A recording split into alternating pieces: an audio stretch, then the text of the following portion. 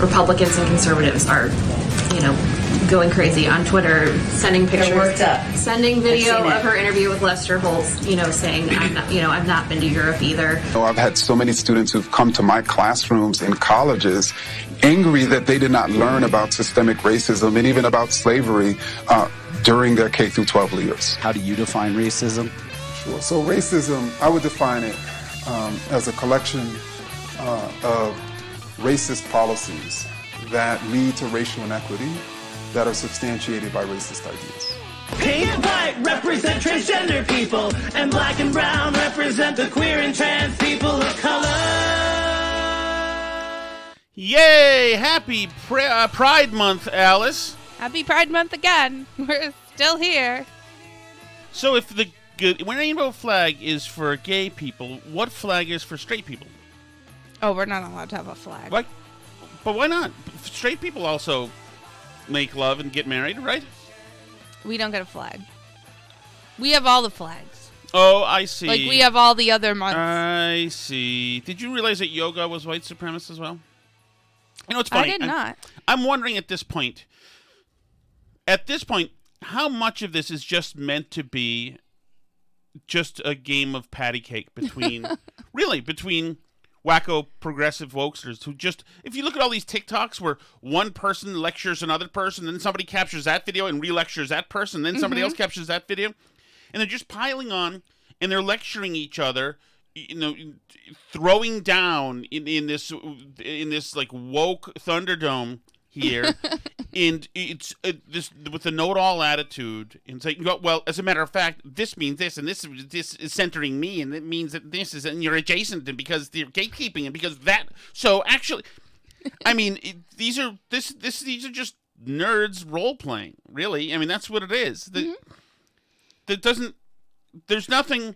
I assume that they actually. No, most of them know that they're playing a Fantasyland game. I mean, I think that there's an extent to which you can convince yourself that this stuff is true. Your Himalayan salt lights aren't on. Oh, sorry. Just noticed. Thank you. But I think that people convince themselves that it's real and that it's true. I think that they do believe it. Even though it is absolutely, you can do this with literally anything. But, and I understand that there's TikTok is the amateur way, not just amateur way, because also like AOC's on it, etc. But it's the amateur way of learning to speak in pure wokeism. Right. And then if you get good enough, depending on your physical characteristics, then you can take it on the road. And you can be considered thoughtful and an influencer. An influencer, exactly, like Ibram Kendi. Mm-hmm.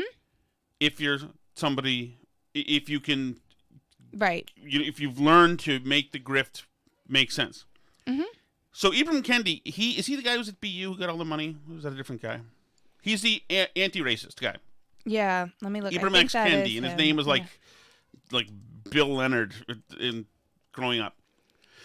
So he is the anti-racist guy? Yeah, born Ibram Henry Rogers. Okay. So yeah, he now has the position of director for the Center for Anti-Racist Research at BU. What a gig. What a gig. So this is just, we're playing a game here with this guy. And he was in the intro, you heard him on CBS.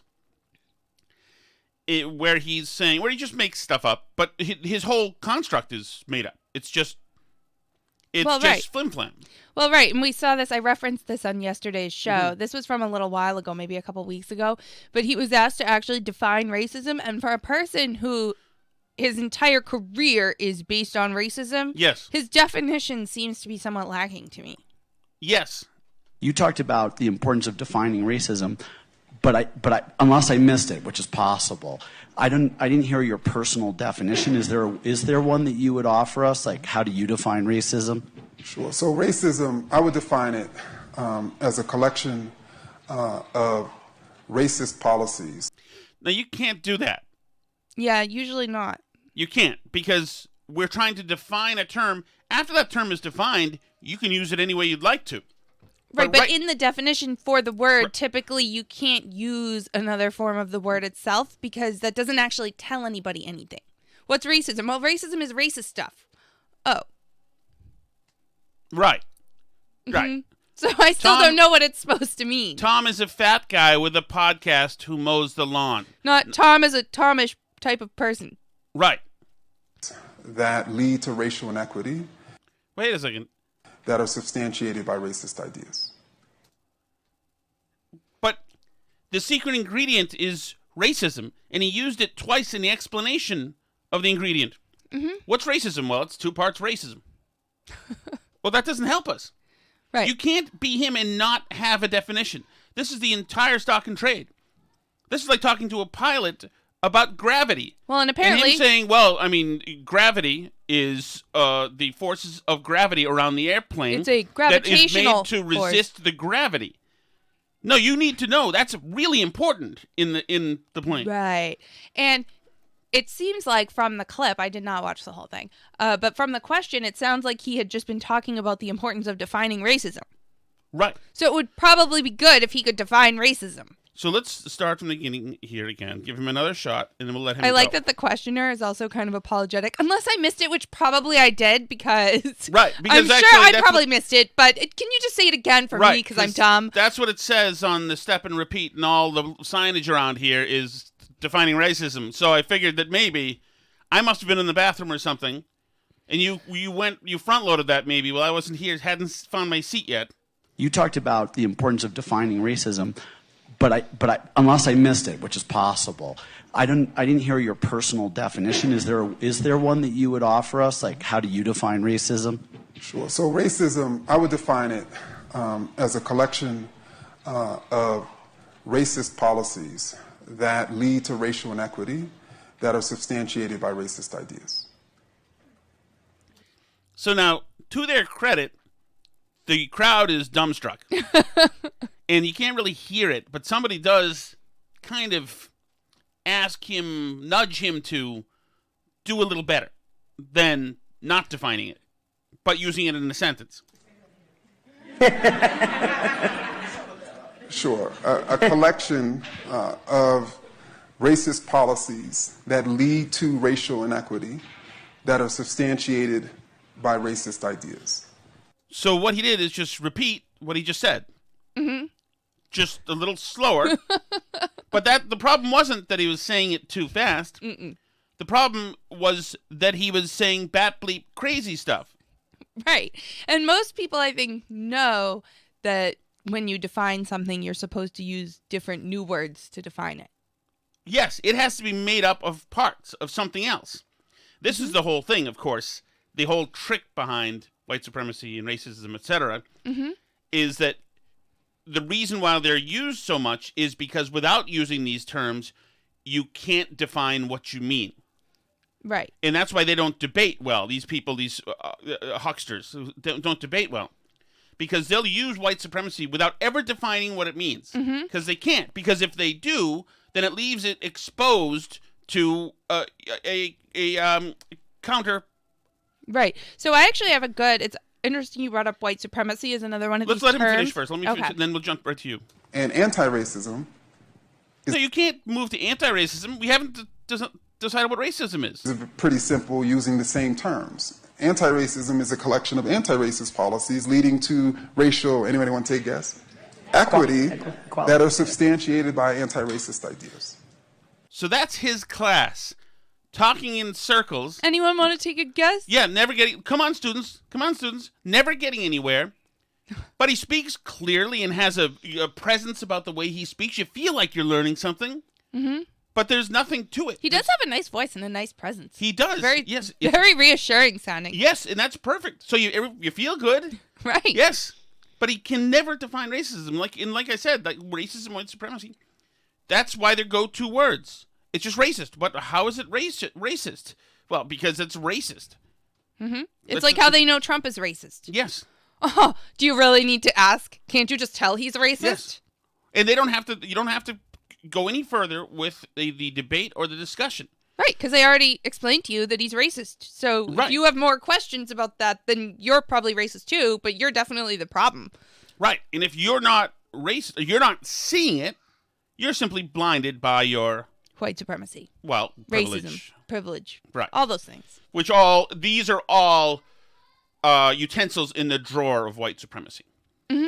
Yeah, so white supremacy, interesting. There was a study that was published in the Journal of American Psychoanalytic Association. So this is like a scientific journal about psychoanalysis. The abstract of the study is as follows. It's called On Having Whiteness. Whiteness is a condition one first acquires and then that one has. A malignant, parasitic-like condition to which white people have a particular susceptibility. Notice they're not exclusive. Whiteness is not a disease. Psychiatrists Apparently. deciding this? Okay, that's good. They're just other psychos with different degrees. They're just Right. this. But you'll notice it's not whiteness isn't exclusive to white people. It's a mental condition that white people are extra susceptible to having whiteness, Okay, but other people can have it. it's a contagion. Right. Okay. So like Tim Scott, Oh, I see. he has a mild case of whiteness, I would So say, probably. Okay. So are they going to get to what whiteness is? The condition is foundational. Generating Not making it easier. generating characteristic ways of being in one's body, in one's mind, and in one's world. Parasitic whiteness renders its host's appetites voracious. We're already, with the use of language that ever expands the possibilities of where we're going here, it already is a huge, confusing labyrinth. And it's just getting bigger, exponentially. This is apparently Instead of part every close, this reminds me of the last few years of the show Lost. There was no conclusion. There were simply more possibilities opened up. Well, there were UFOs. Well, it's a paramilitary organization lives in the island. But it was, they couldn't tie it off because nobody could figure it out. So the show just got more absurd, which is not exclusive to Lost. But anyway, so that's what's going on. Can you read what you said again? And I'm going to try to work through it. Whiteness is a condition. Okay, condition that I know. Okay, that one first acquires and then that one has. Okay. A malignant, parasitic-like Well, wait a condition. Okay, so you acquire this condition. Yep. And then it's in your possession. Yes. Okay. It's a malignant, parasitic-like condition to which white people have a particular susceptibility. Parasitic. How is it parasitic? And malignant as in deadly? Like a malignant tumor. Well, malignant tumor means it spreads throughout your body versus a benign tumor, which Okay. just stays in one spot. Okay. The condition is foundational, generating characteristic ways of being in one's body, in one's mind, and in one's world. Parasitic whiteness renders its host's appetites voracious, insatiable, and perverse. These deformed appetites particularly target non-white peoples. Once established, Oh, I see. these appetites are nearly impossible to eliminate. Effective treatment consists of a combination of psychic and social historical interventions. Such interventions can reasonably aim only to reshape whiteness's infiltrated appetites, to reduce their intensity, redistribute their aims, and occasionally turn those aims toward the work of reparation. When remembered and represented, the ravages wreaked by the chronic condition can function either as a warning, never again, or as temptation, great again. I think that's a reference to Donald Trump's campaign slogan. Yeah, I guess so, yeah. Memorialization alone, therefore, is no guarantee against regression. There is not yet a permanent cure. Okay, so because this doesn't do anything but become more abstract the deeper you get, and I'm going to need to know, how does this manifest itself? Because it cannot be defined by this gaggle of idiotic shrinks. And shrinks in psychologists, let's admit, are psychos anyway. But that's fine. Because they can't seem to define it without taking us through this extremely complicated a world of all sorts of different imagery and all sorts of different platforms. Yeah, you've like entered this wormhole of distortion. Yes, exactly. Fundamental, malignant. Okay, so how does all that stuff manifest itself? What is? Well, I guess you have to read the whole paper because that's just the abstract. So that just is. So that is good actually, because that tells you the way. That tells you know what that is. That tells you why these idiots on TikTok feel so self-assured about navigating these waters, even though it's all fake. It's all just gobbledygook. There's nothing to it, of course, because nobody knows if the other person's right, because nobody knows what they're talking about. But if you can use some of the elements given to you right there, use some of the verbiage allowed in this game, and we've just heard some of it there, and you can articulate some of it in a way that, though it doesn't say 1 + 1 = 2, but uses all the game pieces to create some kind of symmetry and some kind of cause and effect, then you can feel really good about yourself. And once you can do that, then you can go find somebody else who's trying to do something similar with all the tools that the shrinks give you, and tell them how much theirs sucks.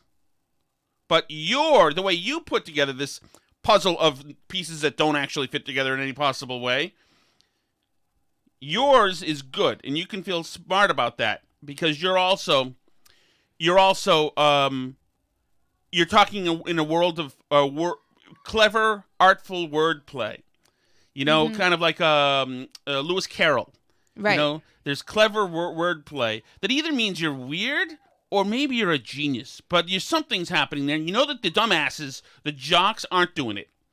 So at least you're in the cool humanities circle, right, where there is some intellectual, thought processing going on. So you're truly one of the betters. Right, yeah. If you can talk this language, you're definitely really smart, because all those people don't get it. So maybe that's the big motivation. While you're doing that, you're obviously it's not obviously not you preening, because it's for social justice. All of these things. It's good versus evil. Right, you're being a really good person. You could spend your time, doing actual formulations, mathematic formulations, or even recitations of the humanities and arts, etc. Yeah. If you wanted to, but that's not a noble exercise. Right. That's an indulgent exercise. In quotes. When, of course, this is the most indulgent exercise. Yeah, it's like the most navel-gazing, insane person's project that could exist in the world. But, that's what we get. We've now defined racism. We've defined whiteness. We're all set to go. Because only these devotees, only the devout, really have possession of all the terms. That's why you have things like we had yesterday with Mara Gay talking about whiteness and how worrisome it was, etc., and Joe Scarborough and Mika wanting no problem part of it, because they have no idea what she's talking about. So they don't know how to argue it, and they don't want a problem with it. Well, there's a big push on now. The New York Times has put out a press release, and all the lefties are now repeating it all over the internet, that she's being willfully misinterpreted, Mara Gay, that we played yesterday. That what she meant was that the Trump people are politicizing the American flag, which is scary, because they're taking something that's not scary, that's neutral, and they're making it like Trumpy and scary. So they're like using it as their political signal, and that's scary to her. Whereas if you listen to what she actually said, like, we've all seen the video and heard the audio now, so we know what she actually said. She saw the explicative. She saw explicatives about Joe Biden. Right. And she saw lots of American flags, which was really scary. She yielded the floor and very clearly said literal things that she was feeling or saying. Right. They did not argue with her. They did not cross-examine her.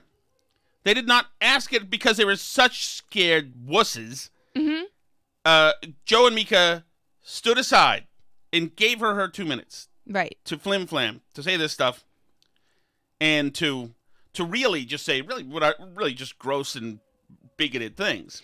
Right. I mean, and then there's a bunch of people on Twitter being like, I know exactly what she means. When you see some pickup truck flying a huge American flag, you know exactly what they're trying to say.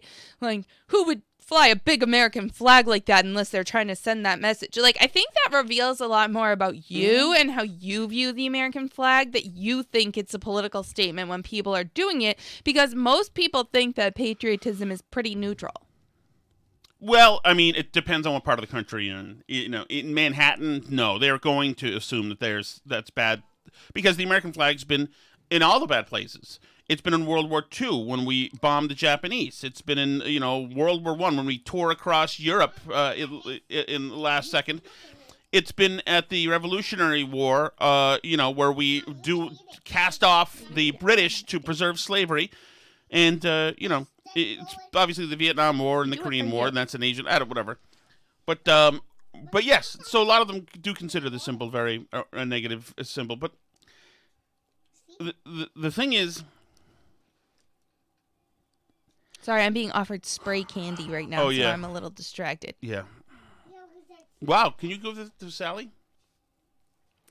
But so it's all just BS. Let me play this piece of Ibram Kendi here on CBS from today, I think, or yesterday, and just more flim flam stuff. I mean, this is all make believe. There's a push in schools across the country from Republicans in particular to emphasize the more There's a push from Republicans. patriotic, in their view, elements of our history. There's a push to emphasize the more patriotic stuff, not a push back against the we're all slave owners with a horrible legacy, and this is a country built on evil. Right. There was no push to get us to be having the 1619 Project be part of the curriculum now. That just happened. The Republicans now are pushing, right? As opposed to some of the darker chapters, and in particular, not teaching the idea of systemic racism. As a college professor yourself, as someone in the education business, what's your response to that? I think I am sympathetic to teachers and educators everywhere. Question first is it way too anemic question. Of course, they're going to teach systemic racism. Yeah, Because they'll you teach teach- about Jim Crow, Of course. and although it's interesting, for people that want us to teach systemic racism, there's this whole drama right now because lefties don't want to teach anybody about the Dred Scott decision Why? because it's traumatic for black students to hear the Dred Scott decision How so? because it dehumanizes black people in the decision. It's like if they were to read the 3/5 clause of the Constitution or something. So somebody here doesn't want to teach about systemic racism, but it's not the Republicans. Right, okay. So if you're able to be harmed by teaching history, Yep. This is A in law schools, by the way, not elementary a school. history that we're told is vile, then how do we learn to not repeat our history if we're not told about how bad it is? Right. Who was it yesterday? Somebody used Emmett Till yesterday. Who was that? Who said that? That was in the TikTok about how dangerous white people are because they can just call the police and get you killed at any time. That's right. You can kill everybody. Yeah. But listen to this. This is from the New Yorker. A decade later, this is from the New Yorker, during the nationwide grappling with racial injustice that followed the murder of George Floyd, I saw a striking Twitter discussion amongst professors of constitutional law, a course that I also teach.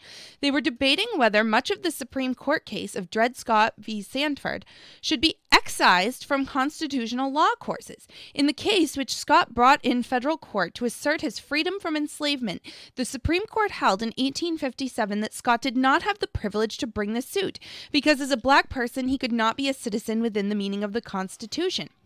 Matthew Steinlen, a law professor at the University of Buffalo, launched the Twitter thread and advocating for editing the case down to a minimalistic page or so to omit text that is so gratuitously insulting and demeaning. Okay, so he was free and got captured, right? Mm-hmm. And he sued in order for his freedom, right. essentially. And they said, essentially, he's not a real human being. So he doesn't have standing Right. because he's not a person. Exactly. Right. Which is, here we go, pure, uncut, actual racism. There you go. We found some racism. Yes. The Pervero podcast has located racism in Yes. 1857. There we go. We've got found something it. to start with. Yes. Yes, true. Calling somebody less than human based on race. Yes. That is absolutely Geiger counter, making a lot of noise, pure racism. Yep. There you go. So, but now for people in law school, in the constitutional law course, they don't want to expose the fragile law students to the scary Supreme Court decision that said black people couldn't be citizens from 170 years ago.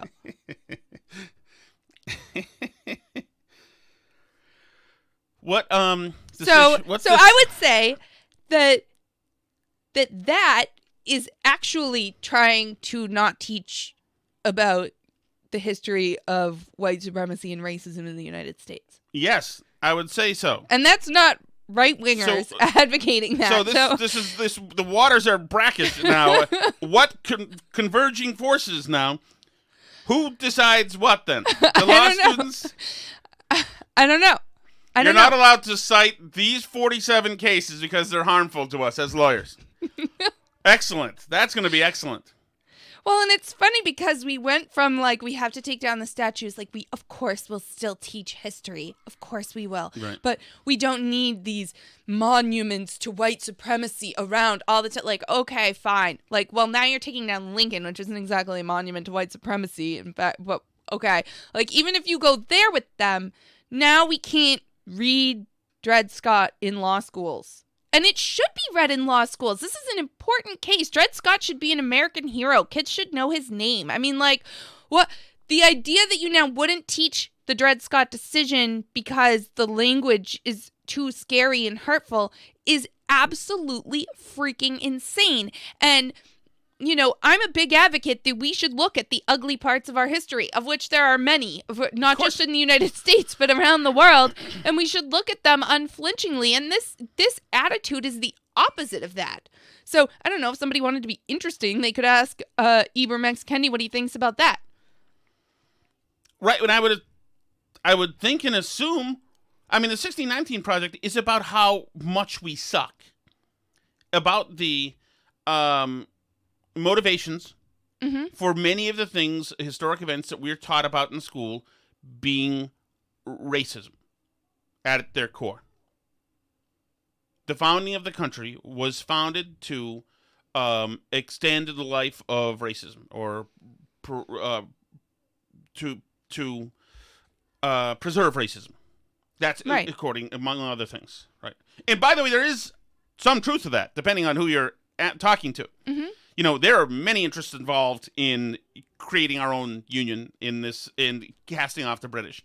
And by the mid-1800s, the British had gotten rid of slavery. Although I would argue that part of the reason they had gotten rid of slavery is because they no longer had the same colonial interests that made slavery a really important economic tool for them. If they were the Spanish or the Portuguese running, you know what I'm saying? Haiti had slavery, so that's if they were. Well, I'm actually talking about England.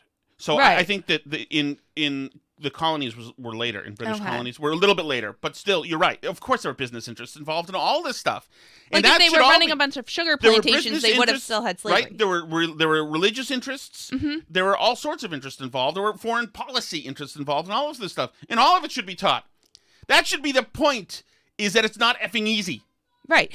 I think, and I'm not a social justice person, so maybe I'm off base, but as I think about it, it seems to me that the reason why you don't want to teach Dred Scott to the Fragile Law students is that if you read that language that's from 1857, then it becomes harder to say that, that somebody's comment in a room at the New York Times is literal white supremacy because, Barry Weiss is a white supremacist or something because she called somebody an immigrant who's like a second generation American or something. That is interesting. Like, so I think that if you actually teach how people thought and looked at Black people in the 19th century United States, that it becomes harder then to call the society we have today a white supremacist, systemically racist society. That is brilliant, young Alice. That is brilliant. So really it's that history is the enemy of victim status. Right. And it's not just under a race. It can be anything. Well, right, because everybody living today in the United States of America is one of the absolute 0.001% most privileged people ever to live and breathe on planet Earth. Right. Right. And and let's take race out of it. Or just experience-wise. What's a small thing? Right. So, for instance, experience-wise, one of our kids broke a mirror that belonged to my family. It was 100 years old, maybe even older, whatever. But our kids, the Shattuck kids, if anybody of you need anything demoed, just have our kids come over and they'll destroy everything. They've destroyed everything that we've ever loved, so that's fine. But so they destroyed this mirror. Now, because you have a temper problem, lost your bleep, and were very angry and swore and did all sorts of weird gestures towards the heavens. I'm not even sure what you do when you get angry. And we're very angry. This is but it's fair to slander. It's fair to say that probably historically 100 years ago, that's not a big deal because 3 of the kids have smallpox and 4 have already died and the brother's family died in a fire, and disease is likely to take you out if you manage to reach 50 years of age, if you don't die in war from mustard gas and or lack of penicillin or whatever else there is, But shallow contemporary people like you will make it a reason to need, immediate reparations. Like I'll have to make you a cocktail or something. This is not accurate to what actually happened. Are you suggesting there's some projection going on? I think there's some projection. But so anyway, so it doesn't have to be right. If somebody uses your boutique pronouns incorrectly, it's not the same as slavery. It's not. Yes, a bad day in 2021 is different than a bad day in 1921. Certainly 1821, and absolutely 1721. Oh, and I mean, you could go further back. Humans have been on Earth for like 30,000 years. We're talking about subsistence, the threat of death lurking around every corner. This is not, your day is not going that badly. Correct. And so that is interesting, Alice. I like that theory. You should write a book on that. Maybe that's what it is. The more, if you look at your history, yeah, of course, because that's where we're starting from year 0, right? That's why we're getting rid of everything, because it starts now. So yes, the victimhood, even though the woman yesterday invoked, who did she invoke again? The young Emmett kid Till? who was tortured and killed. The details of which are again, that's some real racism. Oh, I would say so. That is one. That's there you go. Racism, and if you read the account of what the butchers did, that is bad. Happening. And they got off. Right. So, yes. So that was real racism. Right. That existed. Right. It doesn't exist in that same form today, or No, anything remotely in the same ballpark as that. No, young black men are dying. Disproportionately by murder, which is terrible, but it's a different story now. Right, and I think which also isn't good and isn't acceptable, And it's unbelievable. And I think 100 years from now, we'll look back and say, really? 60 kids get shot in Chicago? 60 black kids? And you guys just went along your life as if it didn't matter? And it's true. We do. All of us. Me, Ibram X. Kendi, you know? Yeah, and it's I think it's accurate to say there are systemic factors in that. I think the urban teachers unions have a lot to answer for in terms of opportunities for kids of color in America. But and obviously there are historical practices of redlining and all these things that have led to, black kids and white kids being in separate neighborhoods. But until recently, we agreed that was like not a positive. Like now the left is like back to separating people into racial and ethnic groups. Yes. And like if white people move into the neighborhood, it's gentrifying and bad. Well, just as bad as redlining is what we've done over the last year to these communities. You've destroyed businesses. You've destroyed businesses where black people work, where black people use as resources for goods and services.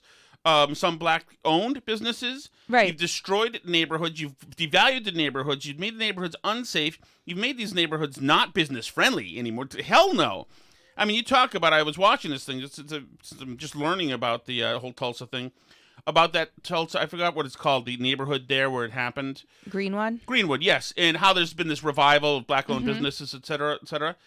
Well, in Minneapolis, that's gone now. I mean, I'm sure it's happening in places, but George Floyd Square is Black not a Lives good place. Matter had essentially mini Tulsas all over America this summer. So, yes, and so those lives have been affected here. Now, some people will say that that's indirectly because of white people, but how far do you want to take this, okay? This is, and it is, Well, and yeah, but they didn't, there was a... What? Softball start? 5:30? Yeah. We gotta get there at 5:30. And like you say, this was essentially targeted at minority neighborhoods, right? Like downtown Newburyport did not get devastated by Black Lives Matter protests. Correct. So it didn't really, like, the whiter areas didn't get touched by this. This affected people of color. Like, I don't understand how you can look at it and see anything different than that happening. This didn't, if you're mad at me for, Derek Chauvin killing George Floyd, like, it didn't impact me. It wasn't the CVS by my house where I can't fill my prescription now. It wasn't, my restaurant that I'm just trying to come back after the pandemic. Like, it's so, like, just bizarre to me that the narrative is that these were like a great racial reckoning moment when, like, finally we saw it's insane. So let me get back to Ibram X. Kendi. So the conversation we just had was probably the one we should have had in Patreon. After today's show, we're going to do a after party for those of you on Patreon. Thank you to those who have subscribed out there and on Locals, by the way. Very exciting. Yes, thank Very you. fun. So, thank you. But this after party today will just be for Patreon, right? Patreon subscribers, yep. Okay. Back to Ibram Kendi. Who are committed to doing our jobs, and our job is to tell the truth. Our job is to tell the good and the bad. Our job is to tell the light and the darkness. And I think that's what students want. And I know I've had so many students who've come to my classrooms in colleges angry that they did not learn about systemic racism and even about slavery during their K through 12 years. Okay.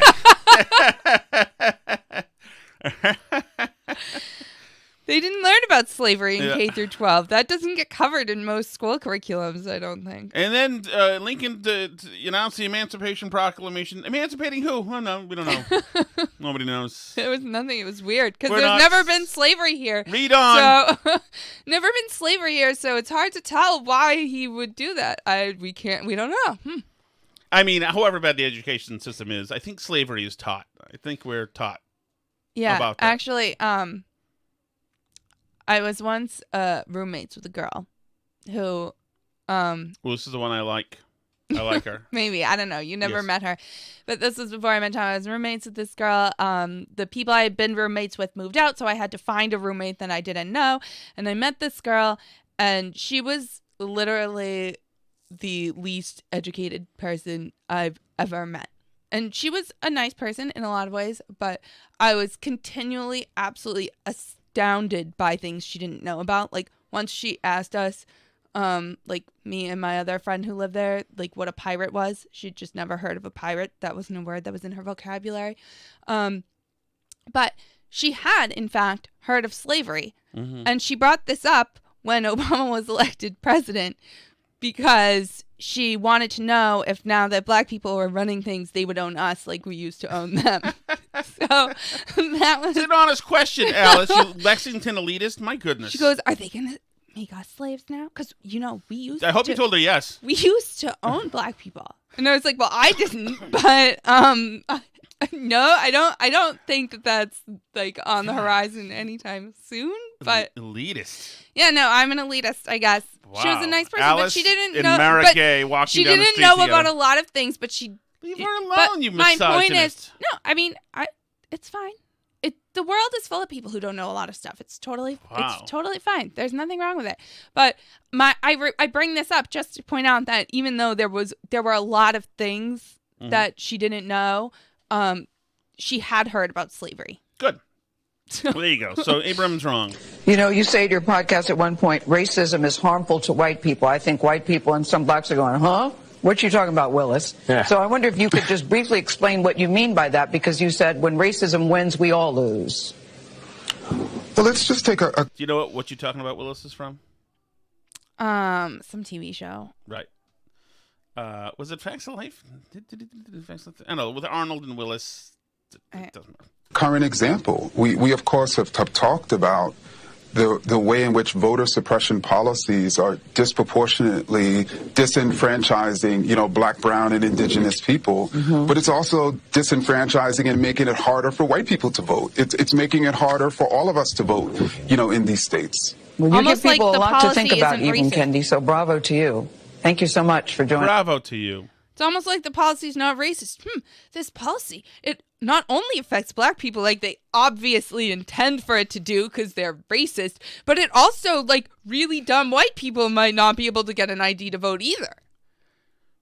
So it's almost weirdly like the policy's not intended to be based on race. Sir, unfortunate collateral damage in this year's election. Some of the whites couldn't get handed water at the polls either. They passed out and weren't able to vote. We just meant for the law to affect black people. Is that like really what they think the Republicans in Yes. Georgia and Texas are doing? Okay. Well. Okay, so Alice, okay, let's get to some other stuff here. That's Ibram Kendi. That was our today's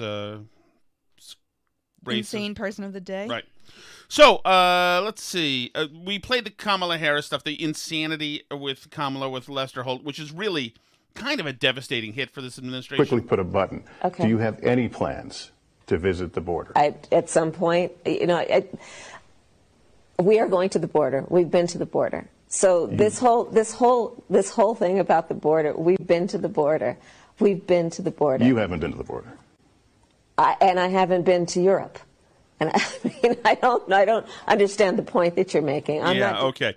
She doesn't listen to the point that we're making. So Peter Ducey, of course, asked Jen Psaki about this. Thank you. About the vice president's trip, why is it then that when the vice president is asked if she has plans to visit the border, she says we've been to the border, even though she has not as vice president? Well, as the vice president, she does speak for the actions of the people in the administration. She certainly helps oversee.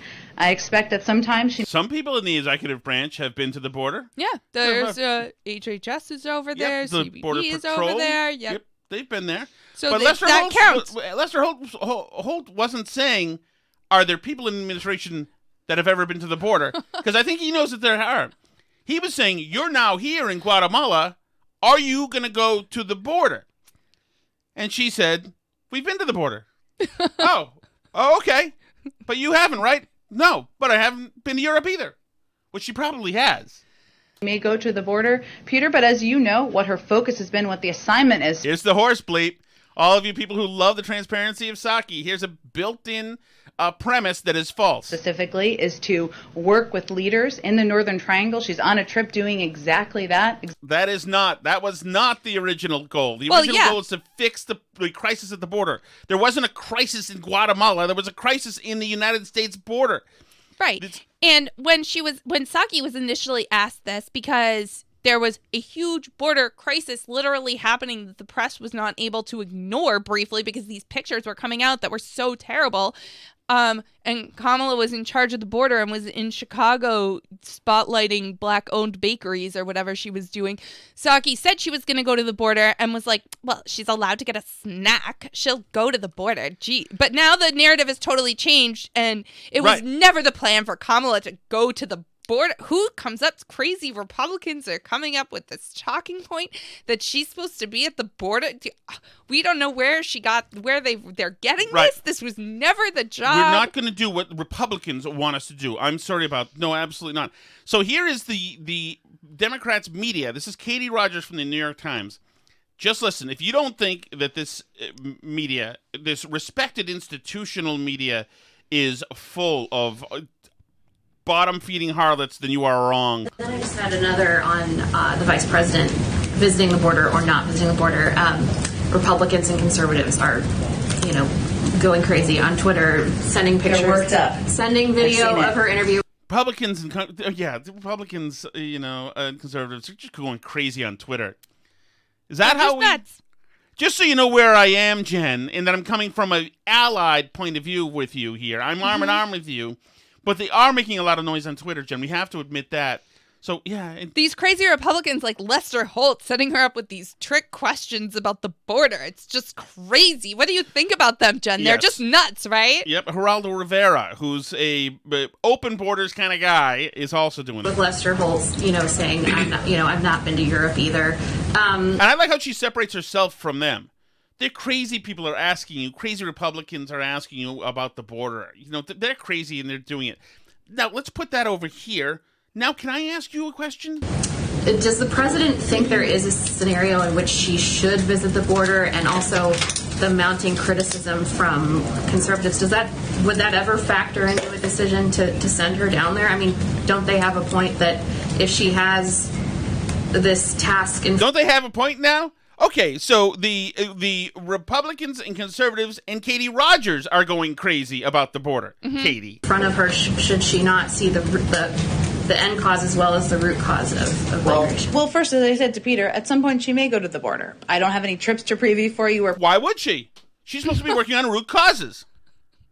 Her job is in Guatemala. Yes, in Mexico. And streetlights and the climate and LGBTQ plus issues that are happening there. She already told us. Those aren't happening at the border. Those are happening in the root countries. So why would you go there, Jen? Predict or a timeline for that. But what I would reiterate is that her assignment was to work with countries and leaders in the Northern Triangle to address root causes, address corruption, ensure we're working together to address humanitarian concerns. I will say we're not taking advice from former President Trump or most of the Republicans who are criticizing us. Right. So there you go. We're not taking advice from the people who had the situation fixed. And I think this trip is a disaster. It is because, why go to Guatemala?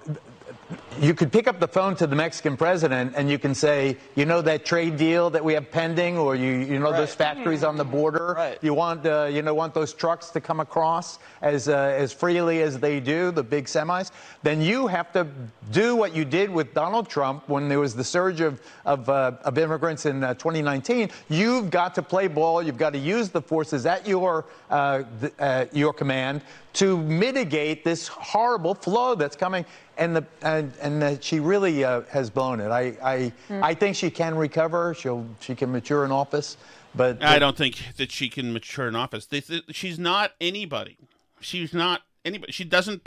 She's not bothered. And if I can get to my Substack to write today, I'm going to write about this. I think she's not bothered. Like we said this about not knowing the answer.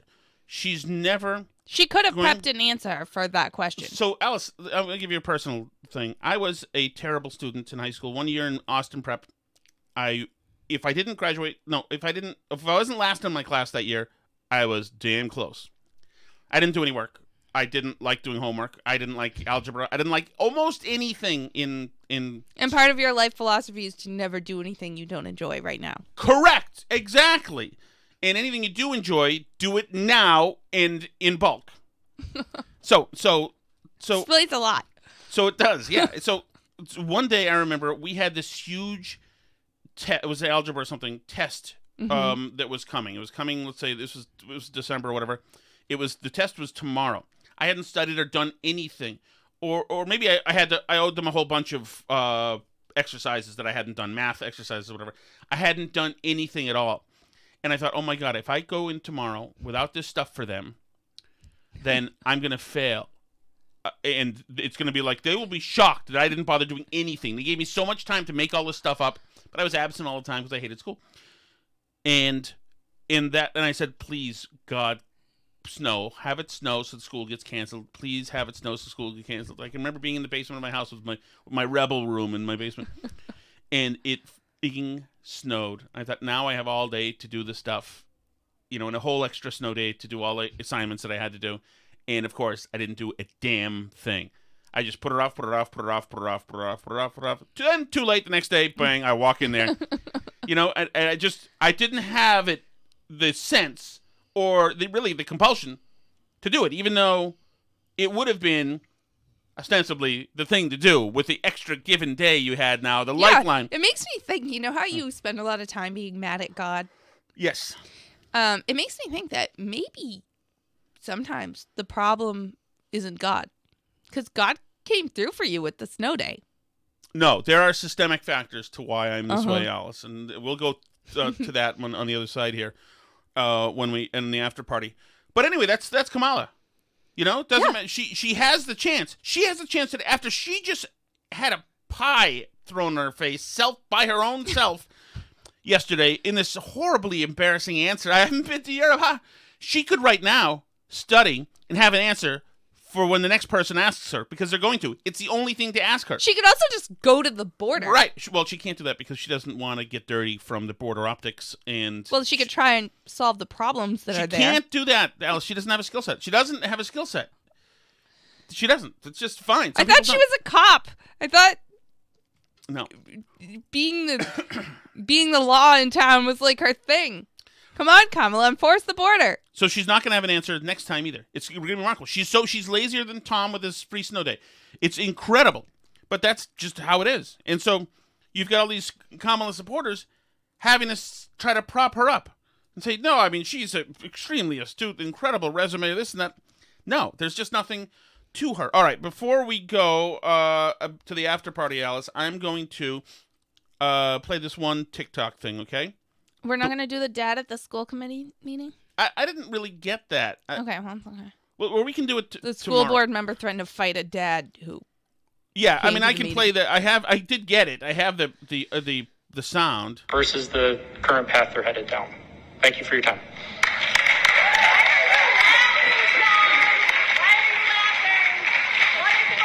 Thank you, Mr. Grani. That concludes. So the people are mad that there's teaching critical race theory. The school board members are laughing, saying that concludes it. See you later, punks. Concludes the special the visitor speaking time. So I'll turn it over to Superintendent's report. Be respectful. That's the crowd. The parents saying be respectful, and one of the school board members says, "You don't get to talk to me like that. F you." You're elected representative to represent us. This isn't about you, Mark. You're not going to stand up here and do anything to me. Hey, stop! Okay. But then the guy does go up there. And then they have to hold the school board member back from jumping on the parent that he just called an a-hole. Right, exactly. So that's... Hey, come on. All right, we're going to move into recess. So there you go. Got something to say? There you go. There's your school board, public servant. For you. There. That's in New York. Yes. That's the school board in New York. That's helping their tax dollars at work. That's great. I'll give you a few seconds of the TikTok wokester idiots, what we were just talking about today, saying they speak this language and they pile on top of each other. First, you hear one voice saying you're a nativist or whatever, and then one person says, you can't call me that, and then the know-it-all comes to hit clean up to tell them that the second person that she's wrong. Colonizer. It's not okay is to colonizer, this guy says. Then this girl says, it's not okay to call me that. project your anger onto people who want to be allies. Then don't be an ally. Girl, your attitude is the definition of a white savior complex. If your allyship is so dependent on the fact that he and his people do not hurt your feelings, your commitment to his movement is not that strong to begin with. Listen, here's the thing about being an ally. The number one job... God dang it, they love to tell you, love to lecture. I'm talking, you listen. I have all the information. I have nothing to learn. You have everything to learn. You are an empty vessel. I am know-it-all. I know everything about all this stuff. You have as one is to defer to people with marginalized identities that you want to be an ally to. How his movement makes you feel does not matter. He doesn't have space for that. He doesn't have to make space for that. He doesn't have space. Spaces. Make space for that. God, you psycho, please. Oh, this has been the Burn Barrel Podcast. You can join us for a little bit of extra Burn Barrel Podcast over on Patreon, where there is going to be an extra after party to the show. You can sign up for that at patreon.com/burnbarrel. We're on Twitter, Burn Barrel Pod, facebook.com/Burn Barrel Podcast, burnbarrelpodcast@gmail.com, burnbarrelpodcast.com. You can sense the trend. We're also on YouTube, all the places. Follow us, but yeah, head on over to Patreon. If you're a subscriber over there, you'll be able to check out this next little extra bit of show.